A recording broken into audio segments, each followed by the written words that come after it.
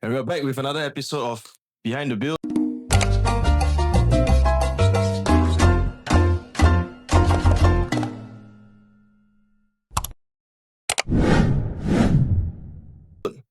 And welcome back to this podcast. And today we'll be talking about red flags. Yes. This is a major social issue that we have, spanning across all cultures and all different ages. So today I just want to ask Peter before we start, are you a red flag? Am I a red flag? I don't see red. Neither do I. High five. So it seems we are the problem, right? Okay, let's define a red flag before we begin. A red flag is a warning, an indicator of potential danger, problems, incompatibility, and in more recent terms, used to describe manipulative, toxic, abusive. Yes. So to describe it could be traits or patterns in relationships. So today we'll be talking about 3 types of red flags. So number 1 is the behaviors. Okay, so common indicators of behavioral red flags. Number 2, we'll be talking about the more red flag occupations in males and females. It's subjective. So yes, it is. And the third one, we'll be talking about red flags in contractor-client relationships, or even just a vendor and a buyer. Okay? So, would you like to add anything before we start? I would love to hear about your experiences. Do you have experience with red flags? Red flags, yes. I think one of the key factor in one of my relationship was the biggest red flag. Was she was actually hiding the relationship away from her friends and family. Right. Maybe she was hiding the red flag. I think he was the red flag. Yeah, but for when we go chalets, her friend chalets, and any visiting during Chinese New Year or what, she'll always just introduce me as the friend, her friend. That's all. Yeah, but she'll never introduce like, oh, I'm her boyfriend or what. And every time when I ask her like, why you never say that I'm your partner or what? Right. Then after she'll just, if they never ask, then I never say. Yeah. Right. Then he just kept it all the way until he entered. Damn, okay. So it kind of made me feel, is it right from the start, right? You already never saw me as a potential partner to last. But could it also be that she's still considering? I had a similar thing like this. Like the parents knew I existed. They knew we were hanging out. She used to stay at my place. I would visit them. Wait. Before you continue, how long did it have lasted? Maybe about 6 months. Oh, right. Then maybe not. It's not a curry anymore. So She I also wasn't went sure. on their so-called mini family staycation. They know of me. I'm there. I'm present. We have dinner together. I think there was once I invited her family to a church near my place. Something that I rarely do. Yep. And yeah, she knew from the start that I was on the fence. So perhaps I was the red flag in that one. So I'm not sure about yours, but yours 6 months. For ours, we went on, I think 2.5 years. 2.5 years. So I think I must have. You are the red flag. You are the red flag. I must have done a lot of, you see the pirate ship, right? Pirates of the Caribbean, they run from one side to the other side. I think I've been always running to one side. But did she tried very hard to I think she kind of left it in my hands. It's your choice. So you can figure out what color you want to be. But she acknowledged that you are in a relationship, right? Not acknowledge. Okay, if you want to use the labels, it wasn't labeled that way. You didn't label that way. I did but it wasn't labeled that way. But the thing is the parents knew that they were hanging out. So the parents knew there was a situationship happening. Yes. Yours was a different story. Yours was just not acknowledged on the table at all. Nobody knew. He's just a friend. Yeah. Oh, the friend. The friend. I was a friend. Okay, this was 12 years ago for me. So about 12 years. How so you're like 20. Four back then. I was 24. 22. 22, 12 back years, then. I man. was 22 back then. How about you? When did this happen for you? 6, 7 years ago. Okay. Am I supposed to do the math? Yes, can you chime in on one of your red flag experiences? Oh, red flags. My ex was a big red flag. Explain. Explain. Oh wait, no, I shouldn't share my ex story. I should share my friend's story. Okay, come. She was together with this guy who dated her because it was his way to get closer to me. And when you tell my friend that, hey, hello, he's cheating on you, she goes, you're just jealous of my relationship. Oh my. Okay. And then say, I have other friends who know that he cheated, but they didn't tell me. Huh? Exactly. So she's just oblivious to. No, she's not oblivious. She just want to be Dilulu. That's like a new level of Dilulu that no one can save already. Then she's the red flag lah. Okay lah, to be fair, I am the red flag in the relationship. I admit. Most guys, right, I feel that the letters, their names start with J one, right? Like out of 10, right, 9 of them are red flags. I think most girls will agree with me with this. Cheater. Change his G to a J. Yes. Jarek. Yes. Okay. We'll jump into the first character trait. Inconsistent or hot cold communication. So it is, you know what I mean? Like some days like, hey baby, how are you doing? And then next day is like, yo, what's up? What's up? And then like there are different characters in different environments, whether you hang out with their friends or with them alone or with your friends. So they're very inconsistent messaging. I think very similar to your story. Which one? The one that in front of her family, she called you the friend. Oh. Yeah, but you know, behind she's like, hey, darling, how are you? Behind would be like, I love you so much. Like when she heard about her friend's story, because she told me this story that she was at her friend's place. She was taking a nap. Right. And her friends were discussing among themselves and talking to like one of their friends' mum, saying, oh, my boyfriend treated me like shit, cheated on me, then blah blah blah, this and that. I cannot remember exactly the full context. So subconsciously she heard the stories. And then she woke up, right? She was like, she texted me, I'm so thankful for you that you are not the kind that would do this kind of thing, and then secretly, even though you don't really show it, but you have been being nice to me. But you were the friend. That I was the friend. Then after that, when the next day, suddenly I just became the friend. That sounded like conditioning. That sounds more like grooming. Grooming, like rewarding you on the good things that you have done. So trying to point you in that direction, Which trying that to was shape actually you that quite way. dangerous, like, because at that point in time, I felt I'm not good enough. Like everything that I did, it just felt like, where's my reward? Like I don't get the love that I supposed to get, or at least expected to get. And then I just kept giving and giving and giving until the point that I actually lost myself. Right. Yeah, so that was the danger. And it took me a while that after I got out of that short relationship, that it then made me, realize, who am I? What do I actually like? Then what's my goal from now on? Then I started being myself again. So that was actually quite dangerous. So do you end up in a situation that you guys were talking maybe 3-4 days straight, then you go radio silent for 3 days? Have you ever? That sounds like my brother's girlfriend. I have been the red flag. I oh have been, shit. Okay. can't say shit on the podcast, guys.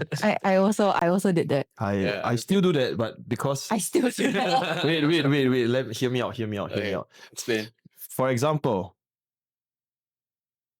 I have a work to plan, say a project, right, that I'm managing right now. And I'm waiting on a vendor who has an open-ended timing and is telling me, I'm going to buy this thing right now. So give me some time before I can give you the schedule. So I'll get very fixated, right, during that silence. I'll be thinking, when is he going to call? When is he going to call? Then I'll open up another task. And more often than not, it also ends up in this open-ended timing.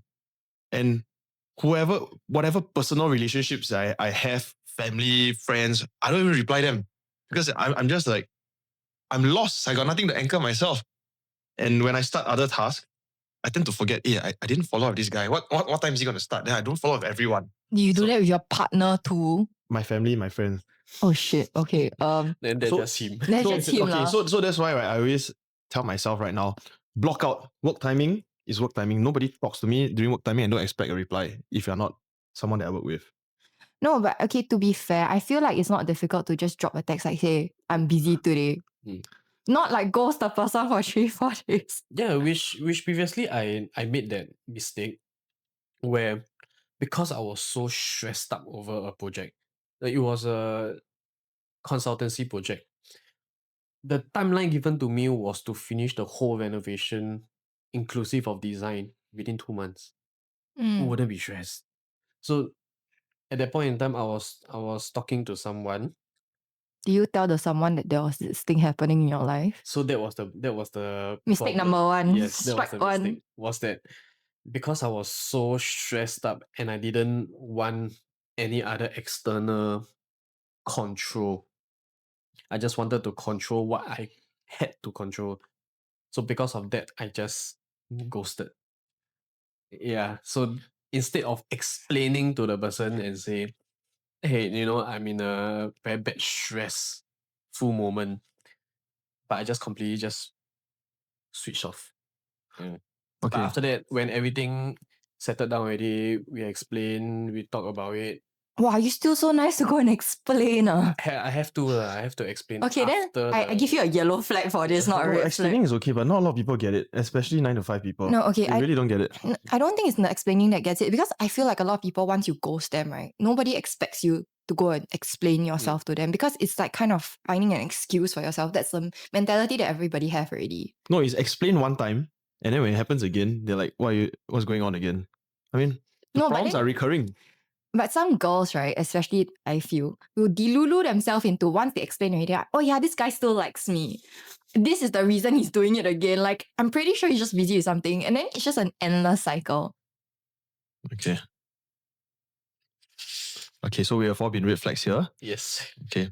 So explaining helps, right? The solution is explaining. here. It does help, but it's only recently that I realized I figured that nobody can read your mind. Yeah, no one can. So it's only after a while that you start to learn that maybe you just explain it right from the very start and take the initiative to explain to the person before shit goes. Okay, I Don't have say a shit take on on the this. podcast, man. I have a take on this. I disagree. Okay, as a Gen Z, right? If I ghost you, means I don't like you. Let's say I explain myself, like I tell every guy, okay, that I have met, I'm a red flag. True and true. I am a red flag. I'm not interested. That's it. Explanation just doesn't click with them. Okay, people are just like, I can them. What the fuck is wrong with you? Can't say fuck on the podcast. Yes, I can. She should just pick it Stop up. saying the vulgarities. Yeah, She Let's- just let's not do the vulgarities. Very bad. Okay. So you are red flag lah. Okay. Okay, we move on to the next point. Love bombing. Guilty? Yay or nay? Nay. Explain love bombing. Okay. Love bombing. So over the top affection very early into your interaction. Mm. For example, you just met this person and you want to get them hooked, right? So you give them like All extra sorts of sugar. attention, like rain them with love. You see, she explains it very well. I'm not guilty of it. She explains it No, very well. no, okay. I don't do love bombing. I'm the opposite of love bombing. Right. They give you No, I ghost them. She throws crumbs. One line of crumbs. Yeah, correct. I mean, you should know better. I taught you how to throw crumbs. Oh, I have done that. I have done that and the opposite of it in a few variations before. Lah. So like constant gifts or even giving them pet names or even talking about the future. Hey, let's get married. You know? I think it's more of compensating from the previous relationship that they didn't. No. No, perhaps it's a control technique, get you hooked. And then later they can slowly wean you off the attention. No, I feel like we all here in this room know someone mutual. Chaji, please sponsor him. we know someone who does the same thing. Mm. Like, I'm going to buy BTO with this person when they have been dating for like maybe 2 months. Pete can't do that. His girlfriend is a foreigner. So the BTO thing doesn't work. Resale. Resale lah. Resale. That's resale. Yeah. So have you done love bombing before? Have. The one that I mentioned that I almost fell into depression and just kept giving and giving and giving. Yeah, that was I would say pretty much a love bombing. Because at the start is from the previous relationship, or at least I pictured myself to have that expected relationship that I wanted. Then I kept giving and giving and giving until so I think that I would say that is love bombing. Then you eh? Okay. Here, there's a modern term for it called floodlighting. So it means dumping trauma or history on your date for fake closeness. Okay, it's not fake closeness. It's Trauma more bonding. Of trauma bonding. I have done that before. Like, okay, I had this phase where I was like nothing better going on in my life, right? And I said, what's going on in your life? Then I'm like, Have okay you lah, left that phase? this is all the depressive stuff that is happening right now. If you bonded with my trauma, thank you. I shouldn't have done that. I wouldn't like to go on a date and have someone dumping their trauma on me. He's I'm not here to be a therapist. He's the red flag. My ex did this. Okay, wait, that one is point number 4. So yes, I have done this before. Yeah, but only from a position of I'm really damaged right now. That's what I wanted to convey. But maybe I overshared to the point that it felt like floodlighting. So the person was still interested? I just want to know. Yeah, I guess the more broken you are, the more they try to fix you, isn't it? They have I can fix you. Yeah, they have the mentality of, or most people in general have the mentality that it's okay, I will be the one to. Hell Be there no, for you. I'm not your therapist. Please give me money if you want me to fix you. Different therapy. This ties down to very closely to our third point, It says oversharing trauma too soon. Oh, I've done that. Or totally guarding against trauma. So people that you meet on a date, right, for the first few times, right, they feel like they're emotionally invincible. But the cracks start to appear when it gets pressure tested, right? Have you had that experience? I think for me, the experience that I usually have is they will appear a certain way or they have a certain front at a very early stage. Then they'll be like trying to be the person that you want to be, or what the other person wants to be. So everything is like, yeah, sure, can, no problem. Okay, hee hee ha ha. Then after that, behind, when let's say after y'all get together already, then suddenly you realize that he or she is another person. Then that's when you be like, that's when all the conflicts and arguments start to come in. And it's a very common issue. Why you all laugh? I am a perpetrator and a victim of this. Perpetrator and a victim. How can you be two at one time? Do tell. Okay, so when we were younger, we used to watch a lot of movies, right? Sorry, wrong generation. Yeah, so Cut the line here. there are a lot of like rom-coms, those Friends. those Friends with Benefits, Mila Kunis and Justin Timberlake. Okay, Yeah, so we used to watch these shows. And then we're like, hey, wow, not bad, this guy. Then, So then you're we registered that you want to be friends with benefits? No, not that. So no string attached. they said the first impression is the most important one. So what we did is we put on the best version of ourselves and maybe become someone that we're not. Right? And then to the point that any problems we see with our dates, right, we tend to tolerate them. Oh, no, I don't. Yes. But that's why they said relationships, the honeymoon lasts only 3 months. But 3 months is where you start, being like, you can't tolerate this anymore. To see the Then cracks. you start cracking. And then sometimes you just snap. And then you can see the fear in your partner's eyes, like, Oh, so you have done that lah. I've done it, and I've been a victim of that, like I said. This is how it looks like. And they'll be like, you have changed. Yeah, you have don't love changed. me Yeah, anymore. okay. Some people take it another way, like what did I do for him to become like that? You know? Also, the self-blame happens. Oh my Oh, god. was it because of me that Am I he's... the reason? Am I the problem? I will do better. I have seen. Yes. Yes. I've been a You have victim of it. seen or you have done I've it been- to a I've been- person? He has been...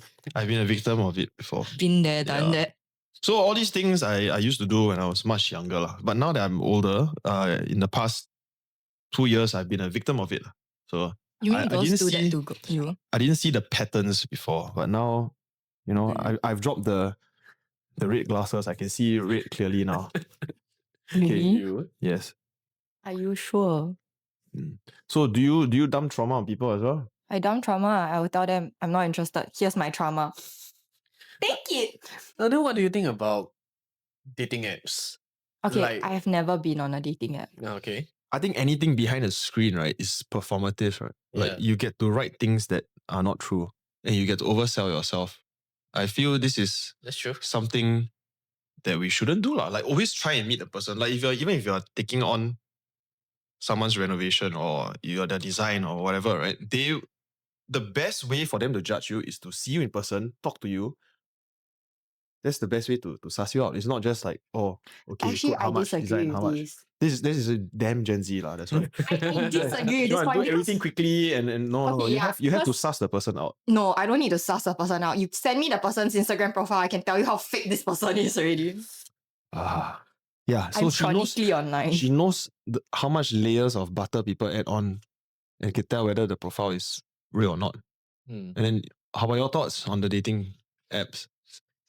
I always have the issue of dating apps or talking to people online is because I'm not the kind that would first thing out on the conversation, right? It's like, hey, what's up? How are you? Blah, that kind.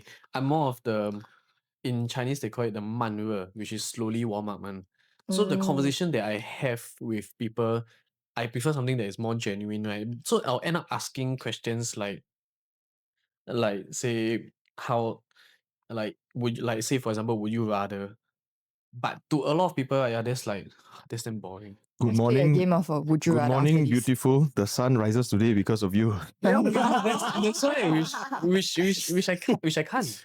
So I always end up going in the more dry, more mundane type of topics, which always end up Losing the girl's interest. losing Because the they want interest. somebody who takes the initiative or like somebody who can sweet talk them. So Mr. Gary Ong would be the choice. It's a lot of effort, you know. No shit, It's I a know. lot of effort. I don't even do that anymore. Like now I put the worst side of myself in front, you know. No, but then now you you go on both extremes, right? This is how girls takes it from a girl's perspective. Could I continue? The listeners will want to hear this. When you go on a date and you trauma bond, some majority of the girls have this mentality, I can fix the person. Mhm. Especially if you go out with like, okay, MBTI plays a very important part in this. If you go out the F, okay, the FPs, INFPs, Whoa. ENTPs. Right. These are the people that have the mentality that will be like, I can fix you. You can be saved as long as I help you. I'm sure I can fix you. Just let me be in your life, which is like, I would say a good solid 60% of the girls. Then there is the 40% of the girls who be like, if you all know the audio, if you want me, you got to chase me, the audio. Yes, No. we know the audio. Okay, wait, later I show you that. It's on audio. TikTok. Yeah, it's on TikTok. No wonder. So that's the other 40% of the girls where they are like the more strong, independent women who wants, because of this independence, right? I air quotes, because not all girls are really independent. But I air quote the independence, okay? I'm sorry if I offend anybody, okay? They are the one who wants to find a man who can take care of them. So be like, Mhm. I come and pick you up this time, morning sunshine, all those bullshit. Like a certain somebody we know who he dated I'm independent, but I need you to come pick me up. I need you to drive me. I need you to feed me. I need you to make sure that I'm fed. I make sure that, and then after that, behind the scenes, they'll like do little activities to show that, I care for you. Yeah, I can cook for you. I can wash your clothes and fold them for you. Yeah. She What cook. are you talking about me? Yeah. Why am I chiming in? She cook or you cook? No, Yeah. she will cook to show that that's her way of caring for you. Yes. In a Okay, form of- very- No, but she wants something more in return. So if she cooks one meal for you, have to she give. wants you to, double so she wants you to buy her bags, wallets, Chanel. The China Oh. mentality comes in, which okay, even China girls admit it that they have this they have this mentality where they need their men to be a provider. And those Okay. independent women are craving for that. So when you love bomb them, that's what they expect of you. But if you don't give it to them, then they quickly get disappointed. Yeah. But if you trauma bomb them, they have a tendency to stay longer because they are afraid to get dumped. Oh. So they stay in a relationship longer, even though the guy is being completely abusive, whether be mentally, emotionally, or physically. Then speaking of that, what is the threshold or borderline controlling that a woman can actually accept? In bed. It Unfortunately, you can't say it on the podcast. Yes, I can. that can be your hope for your video. Oh my god. We're gonna get a lot of testimonials after this video gets released and the public starts getting feedback from Belle's playbook. No, you don't say my name. I'm gonna cut this out. She's gonna beep it out Yes, anyway. yes. Yeah, because Yeah. no one knows who I am. So you have a reminder to beep. No, so to follow up with yours, yeah, is you know how girls will always like the guy to plan everything out, including even maybe say the outfit that they are gonna wear. So what is the limit before it actually reaches the red flag of controlling? Okay, so the controlling take, right? It's not that we want you, like we care about what you plan. Don't care. Whatever you want to plan, you plan what you wear, whatever. You just don't control what I want to wear. If I'm wearing a mini skirt, shut your mouth up. You're gonna accept it. Don't tell me to change. Okay. I have an opinion on what you asked. That total absolute control, like, hey, you wear this, at what time I see you there. You Yeah. can only do it once in a while. You can't do it all the time. Then you make your the other party feel like a dog as well. Then But- there's this, No, but a lot of girls do appreciate the partner taking, because like they have so many things to do, and a lot of girls are planners from what I know. So they like their things planned out. So sometimes when the guy takes initiative to plan, it takes out a lot of their mental space for it's like, oh, I have to do this today. I have something to do with my partner. I have to plan something, or especially on holidays. yeah, but you can't do that all the time. Like just spontaneity Honestly, would be nice. no, a lot of girls don't like spontaneity because like we have so much things to do already. You are like the last of our priority. No, but I believe there are people who like that submissive attention. Like you just Yeah, tell- yeah. The BDSM shit lah. Those are Yeah. all into BDSM. What is that? How do you not What know is BDSM? BDSM? Can you all write in the comments what BDSM is all about? Oh Can, shit. can it be eaten? Can, depending on how you see it. Okay. So restriction and bondage are two different things from I think the It's from okay. control. I think the manipulation comes to play. Like the line is when you start telling me like I have to be home at a certain time when I go out with my friends. I can't wear this when I'm not with you. Like you start controlling the little nitbits. Like I have to wear long pants. I cannot wear a skirt. I cannot wear a showy top or like a low top just because you don't like it when I'm not with you. And I have to wear a certain thing in the bedroom because you like it. 2 hours later.